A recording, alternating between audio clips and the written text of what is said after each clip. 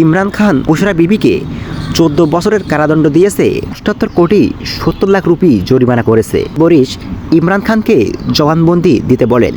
তোষাখানা দুর্নীতি মামলায় পাকিস্তানের সাবেক প্রধানমন্ত্রী ইমরান খান ও তার স্ত্রী বুশরা বিবিকে 14 বছরের কারাদণ্ড দিয়েছে পাকিস্তানের ইসলামাবাদের জবাবদিহিতা আদালত অ্যাকাউন্টেবিলিটি কোর্ট।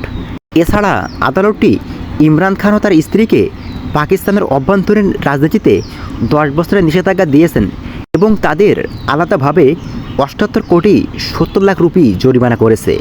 পাকিস্তানের সংবাদ মাধ্যম দ্য ডন এক প্রতিবেদনে বলছে, বুধবার সকালে এই রায় আসে।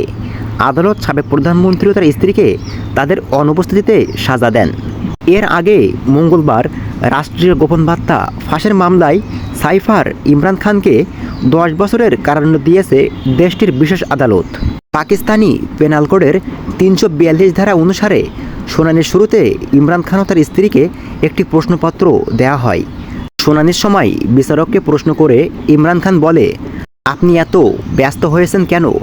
গতকাল তাড়াহুড়ো করে আমার সাজা ঘোষণা করা হয়েছিল। অ্যাকাউন্টেবিলিটি আদালতের বিচারক মোহাম্মদ বরিশ ইমরান খানকে জবানবন্দি দিতে বলেন। এর জবাবে ইমরান খান বলেন, তার আইনজীবী এলে তিনি জবানবন্দি দিবেন।